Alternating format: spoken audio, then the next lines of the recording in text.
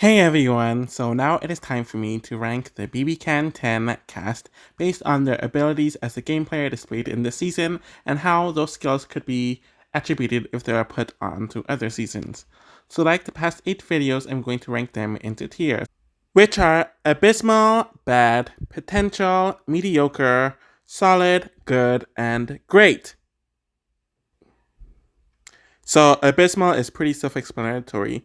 These are the worst of the worst and have little to no, or essentially no positive attributes, and would probably do poorly on any season they are on. At 16th place, I have Melina. I really don't have much to say about her, especially because we don't have much to talk about, or have much information on her either. It's not like she was the first boot who was brought up a lot on the feed after her departure, where we got additional context either. From what we do know, and from what was shown, Melina struggled with socializing with the other house guests, and that it's always going to be an issue under any season, and will put you on the out very quickly, like what happened here. There was a segment of her struggling to pretend to smile, and she had to practice, but it's clear that she was an introvert that didn't care to learn to be more extroverted, even for game's sakes. And even outside of that, her strategy wasn't the best either. It's never a good idea to go over your campaign pitch with the other nominee, especially in the first week, where no one owes you anything. And what's even worse is that she states that as well, that it isn't a good idea, but she simply doesn't care and continues to do it. I just don't see her ever doing well in any season of Big Brother, and she didn't have much care to do so anyways. The final person in this tier at 15th is Stephanie. It's actually shocking how awful Stephanie is at this game, especially since she's seemingly a fan of the show and knew some of the optics of what to do in order to do well.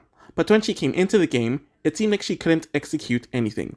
Stephanie wanted to use her looks and flirtation skills to get people endeared to her, but it actively turned off a lot of people, and everyone saw what she was trying to do. Once that strategy didn't work out for her, she took the passive approach, which was not good because she didn't have the relationships to be able to slide under the radar, and she didn't have the personality for it either.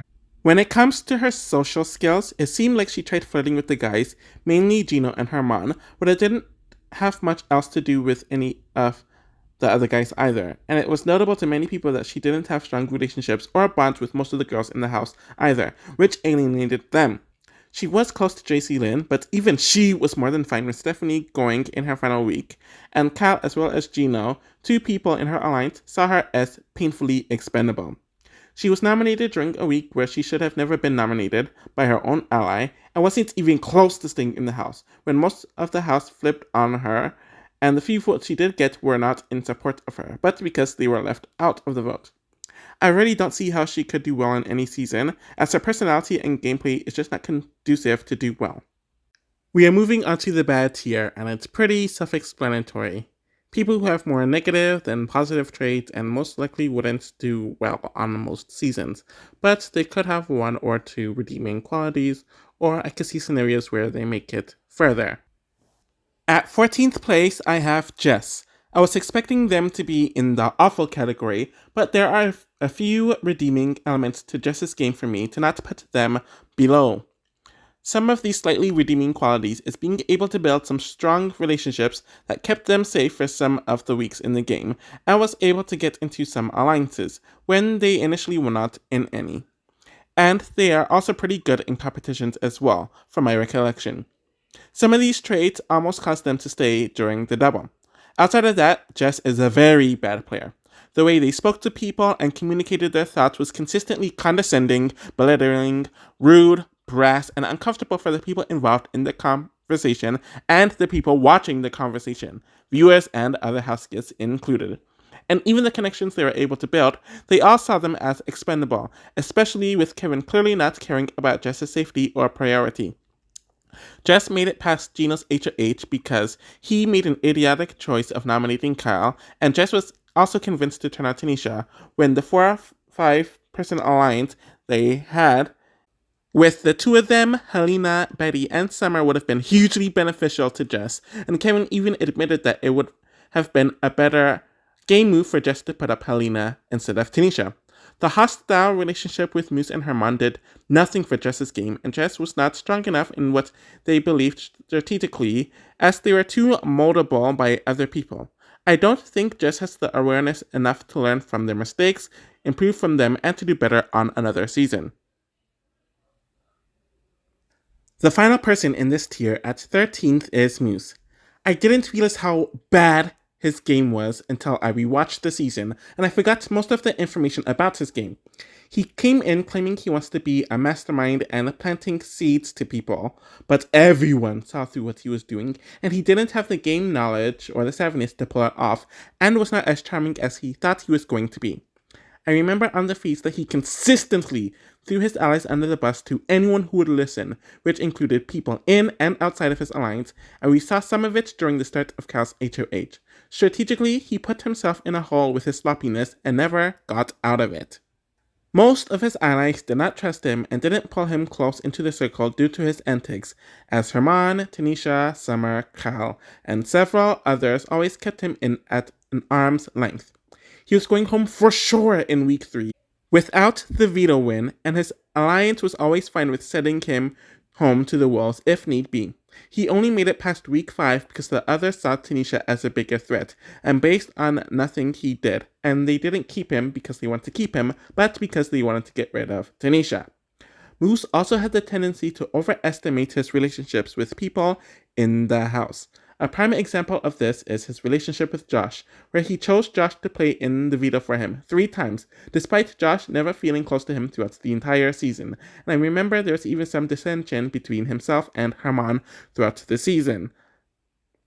He would need to learn a lot more about the game in general for me to feel comfortable in putting him at a higher tier, especially when his postseason interviews showed that he just had no clue what was going on during the season, since he had no knowledge of BB and doesn't have the natural skills to do well. Moose is good at competitions and can be good with how he presents his words and pitches, so that is a plus. So the potential tier are for people who are either extremely inconsistent or are players that aren't bad, good, or mediocre. There's some glimmer of potential there, but nothing has been fully realized, or they're just way too inconsistent for me to place anywhere. So the first person in this tier at 12th is Jay. Like I have said in the past, I put pre-jurors on this list if they tended to not do much wrong or were relatively unlucky during their runs on this tier, and Jay definitely fits that. No one else was targeting them entering the second week, and Marty came up with every single excuse he could to target Jay, and none of them made any sort of sense. Jay was not a social mastermind, he wasn't even a part of any alliances, and was just chilling in the house. At the same time, I don't think Jay had much of a path in the season either. I remember Jay picking a fight with Cal about some alleged racist remark that was made that really turned people away from Jay, and the campaigns Jay made were not even strong. Jay did have solid relationships with Summer, Josh, and Betty, but they did not include them in any sort of alliance, and I don't know how hard Jay was playing in general. Under different circumstances, I could see Jay maybe having a Brayden path at best, or maybe a Raw performance, which is mid-season most of the time, but I don't see Jay doing much else in general. At 11th place in this tier is Tanisha. It was so ridiculous to watch everyone in the house hype Tanisha up as some sort of master strategist and some master social player, and most of the house thought that because she was a single black mother, just like Tiffany, who just dominated Big Brother 23 some months prior. At the same time, I do think she was, in a way, the linchpin of her side of the house, as they are completely fell apart after she left the house, so she did keep them somewhat in line. With that in mind, Kevin and Helena completely made the right move in sending her home over Moose and targeting her first out of everyone in that alliance. One major flaw that I think she had was threat management, and it was mainly because people thought she was a much better social player than she was. Yes, she had a lot of good relationships in the house and was nice to everyone, but a lot of people saw that and it seemed she was pulling webs, but she couldn't overcome that perception. In addition to that, she was also way too passive to course correct people's perception of her or to use it to her advantage.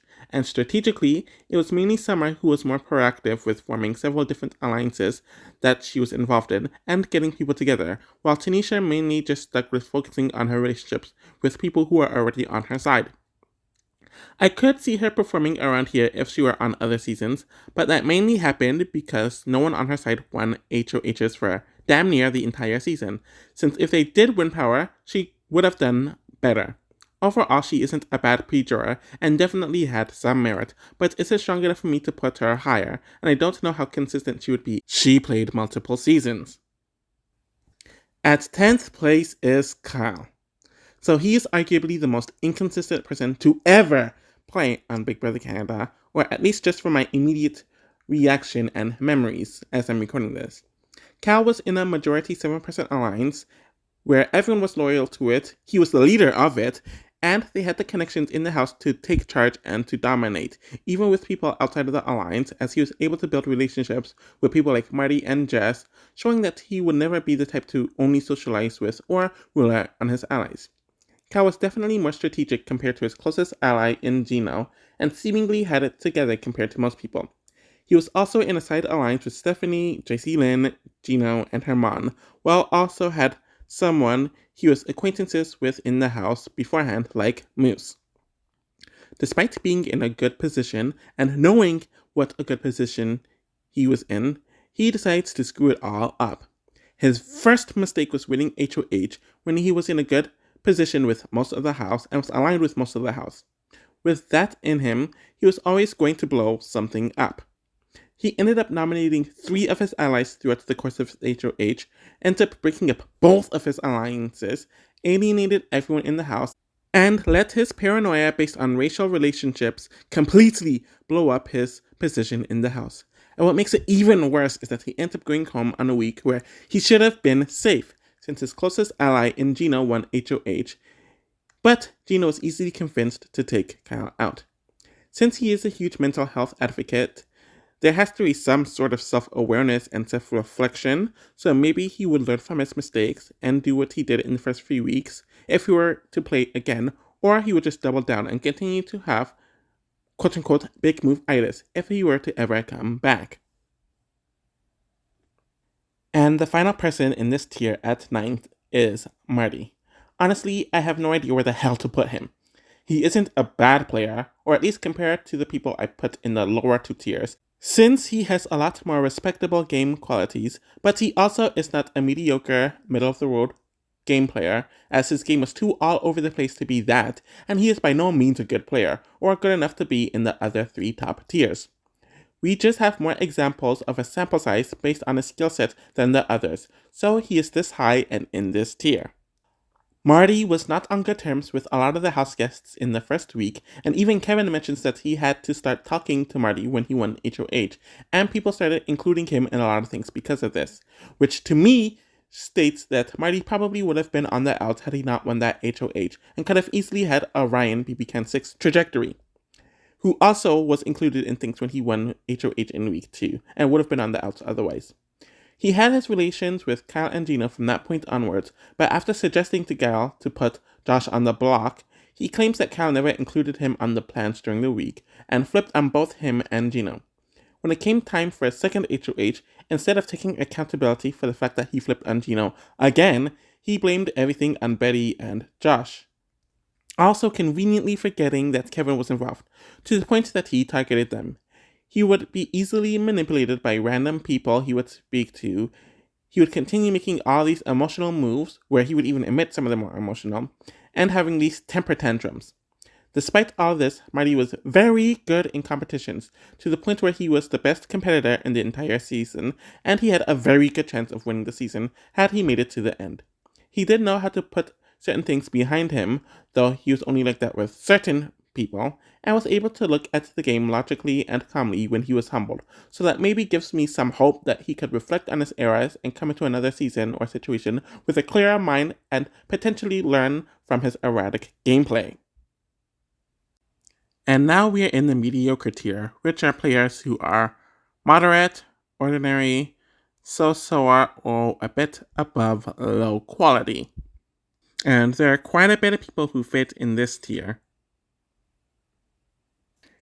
At 8th place is Gino. He definitely reminds me a lot of Bobby or William, where they have the most basic skills to do well on a BB season, but are way too passive to thrive in BB or to turn those skills into good or great skills. I'm just going to address his passivity right now. He did not push back even the slightest on JC Lin being nominated in week 2, didn't push back at all against Kyle nominating 3 of his allies, did not push back when people were suggesting for him to nominate Kyle, is completely railroaded on a second HOH about not backdooring Marty, and allowed himself to be a part of the gummy bear draw. He always let things happen to him or happen around him, and he had no agency within the game, despite winning 2 HOHs.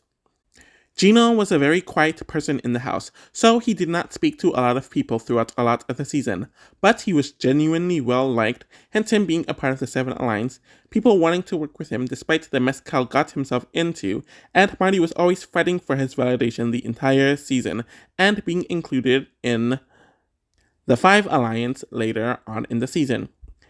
He is always someone that is going to be approached for alliances no matter what, so that is good. All of the competitions he won were mental instead of physical, which does show that he is versatile in the competitions he wins, though you would assume, because he's built like a Greek god, he would only be good in physical comps, though he performed better in mental ones. I think on a more stable season strategically, he would do a lot better, since he does play the standard game, but is too much of a follower and doesn't know much about the game to do better than this. He took out his closest ally thinking that it would make him a smaller target, though he was almost sent home on the dress vote, as he stayed due to nothing of his own doing, and that was only a week after his HOH where he sent Kyle home. He wasn't the recruit or the non-fan like Emmett, Anthony, and even Derek to a lesser extent, who's going to pick up on the game on their own and have their own agency, make their own moves, and really thrive as a player the more they last in it. At 7th place is Summer. She's someone that had a lot of potential and many people saw it, but I think it cost a lot of people to see her as a BBCAN legend as a game player, and she never got to the level that people wanted her to get to throughout the season, and by people, I mean the fans. I ended up forgetting a lot about how strong she was in the early game, and I forgot that she had a lot of different alliances outside of the 7, which she initiated, as well as trying to unite the women together for a common goal this season. Even when people felt uncomfortable with her alliance members like Moose, Herman, and Tanisha, they were comfortable with Summer and did not want to target her. She utilized her social skills very well throughout the first half of the season, and while I do think she had too much credit on the edit for the Cal move, she was always doing stuff like that in general. With all the good positionality and potential, things took a very bad turn for her around the mid-game. One of them was due to her side not winning HOHs, and she played a large part of that since she threw a lot of competitions, which was a good strategy for her, but not for the long term, especially since her side kept on losing HOHs. Another side was that while she was seen as the more proactive strategist compared to herself, Tanisha, and Betty, I think it caused people to overestimate her ability, since once the power was taken from her, Summer completely flatlined and was neutralized for the rest of the season. Her campaigning when she was on the block against Moose was pathetic. She was seen as expendable to everyone in the house, no one even used her as a number, and her reads got a lot weaker once she was kept on the outs. In a lot of ways, she reminds me of Topaz based on their gameplay skills, but I think Summer is more passive in general, and a lot of people in the cast suffer too much from being too passive this season. I don't think Summer has a higher ceiling, since I think she is someone that will do well in the early season, but always struggles in the second half of the season, since she doesn't have enough strong skills to really be an endgamer or a winner contender. At 6th place is JC Lin. Like the last few people on the list, JC Lin also suffers from a lot of passivity, and it actively ruined her position in the game throughout the entire season.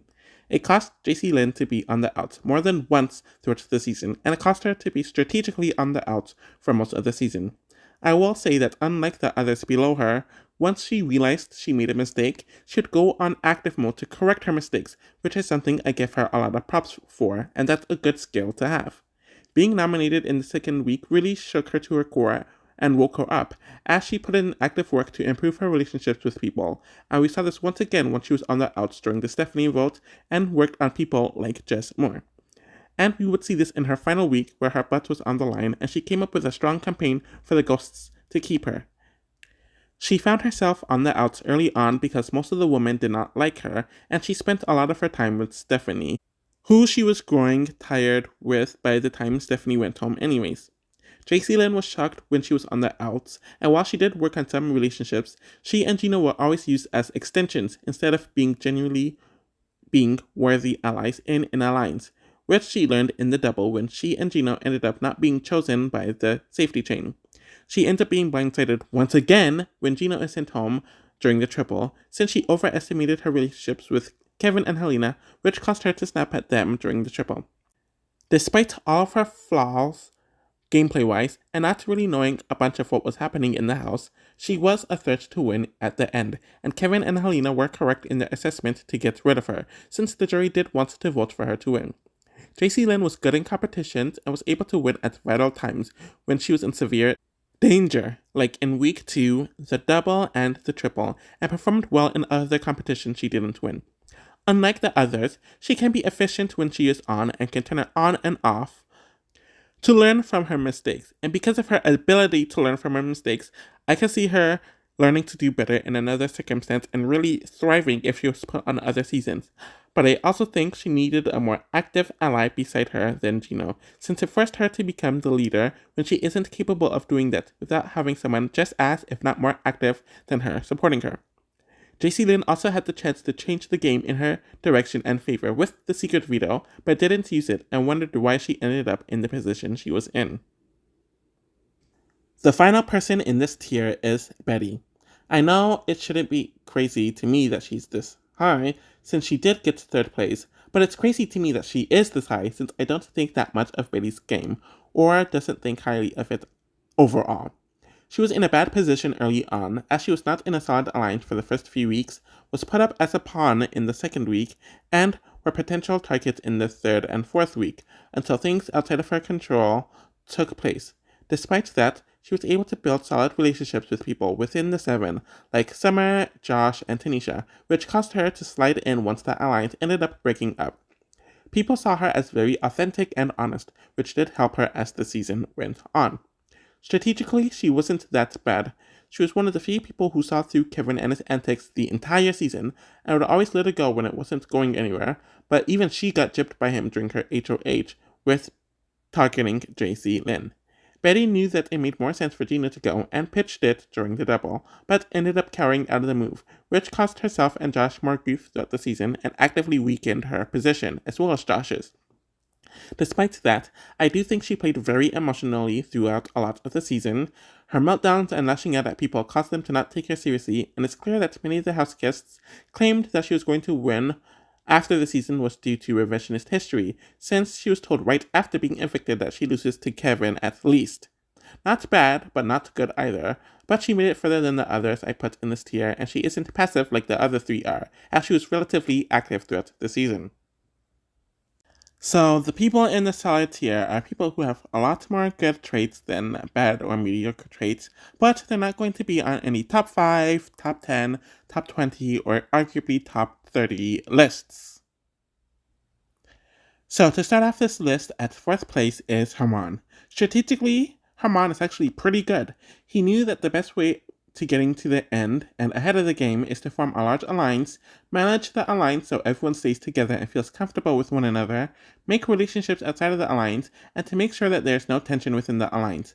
On most seasons, the people in the main alliance, especially the leader, does really well, but Herman was on a season where the dynamics were not static and were ever changing. Even despite Cal's HOH, he tried to keep the 7 together, and even with his growing frustrations with the alliance, he made sure to keep everything together, or he attempted to. Like when Moose was blatantly throwing him under the bus, but he did not care, and when he felt like Tanisha and Summer were slacking off, But what separates the solid players from the good or great players is the adaptability factor and being able or unable to do so. Herman was not able to adapt to the ever-changing dynamics and cannot let go of the fairy tale big alliance he had for himself, which bit him in the butt. He didn't have a solid duo, trio, or even a quad of people that really rode for him, and he really rode for either. And it does not help that with the people that were not on his side, he had poor relationships with some of them, like Kevin, Helena, and Jess. When tides changed on him, or when the tides changed, he could not adapt, and it caused most of the house, even his allies, to be fine with him being backdoored and sent home on his final week. If he were on any other season, or almost any other season, that strategy would have worked out really well for him, and he knew when to make deals with people and when to turn on people without being sloppy. His main issue was the threat management, where he cannot and did not care to want to tone it down. I do think he is a capable player who is good at competitions, while being one of the few people who saw through Kevin and Helena.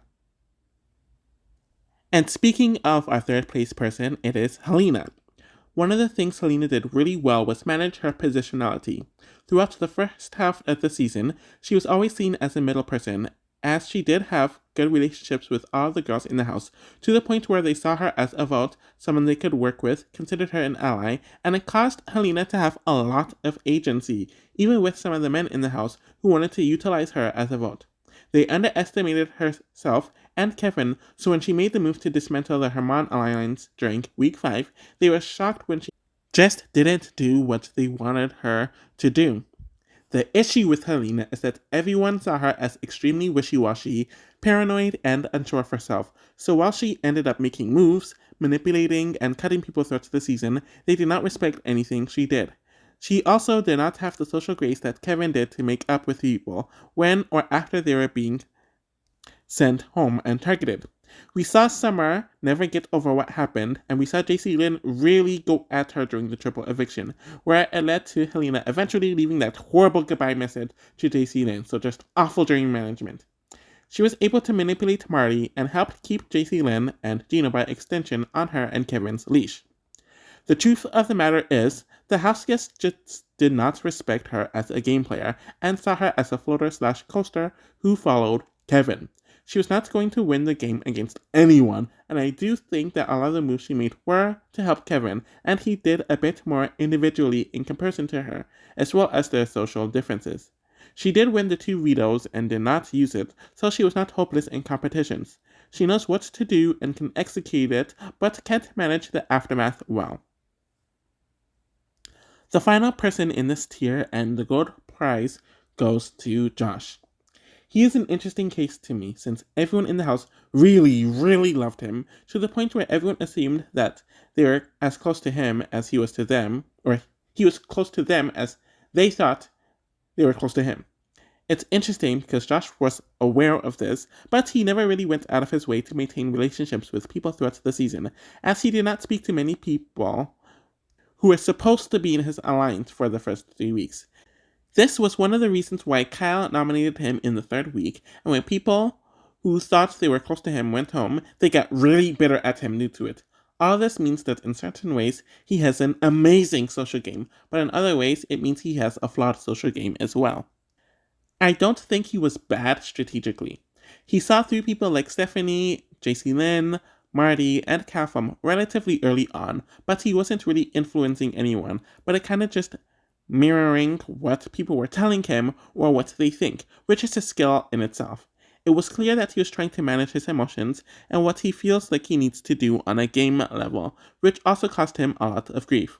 There was a moment or a streak in the Final 5 and Final 4 where he saw everything that was happening so crystal clearly, realized that Kevin and Helena were playing him, and he actually outplayed them for over a week, but he just didn't keep that energy for the entire season.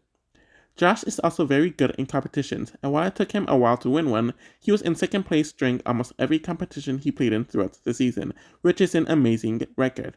I just think the jury wanted him to be consistent and to completely own the game he was playing, but I just think that because he's a genuine, emotional guy and wasn't very familiar with the game, Josh just didn't have that killer instinct.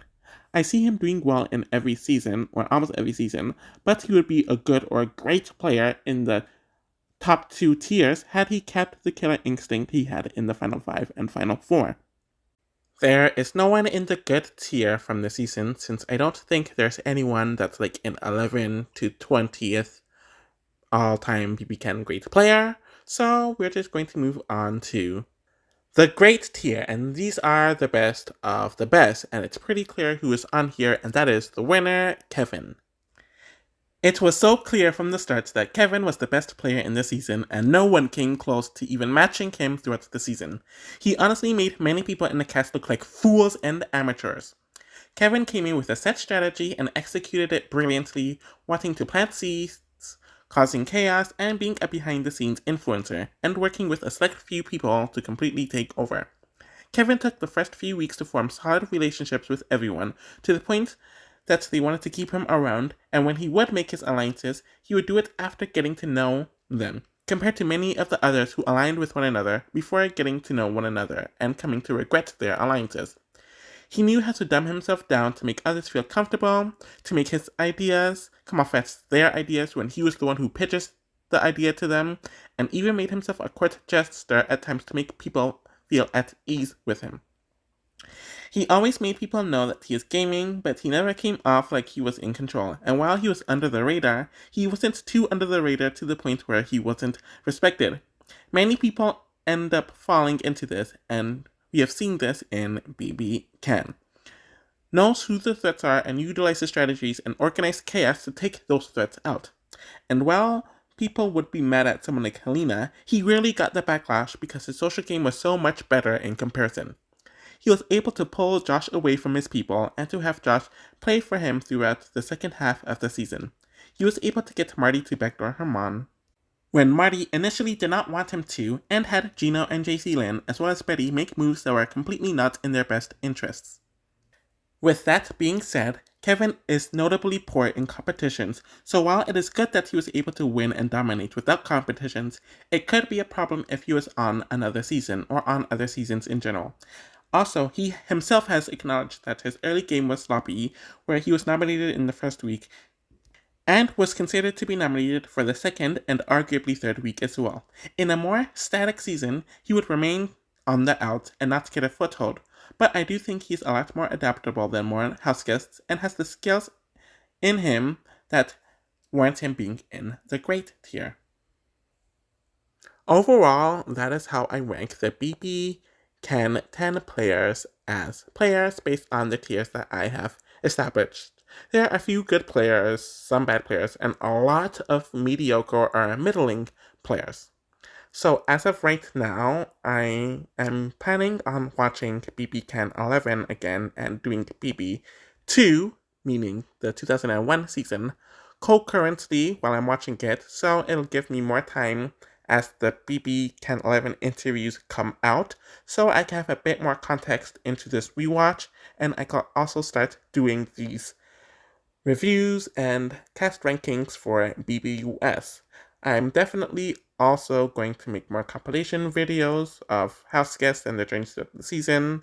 I'm going to continue that with the BBCAN2 cast, and yeah, I'm looking forward to finishing up BBCAN, and yeah, thank you all. Have a nice day or evening.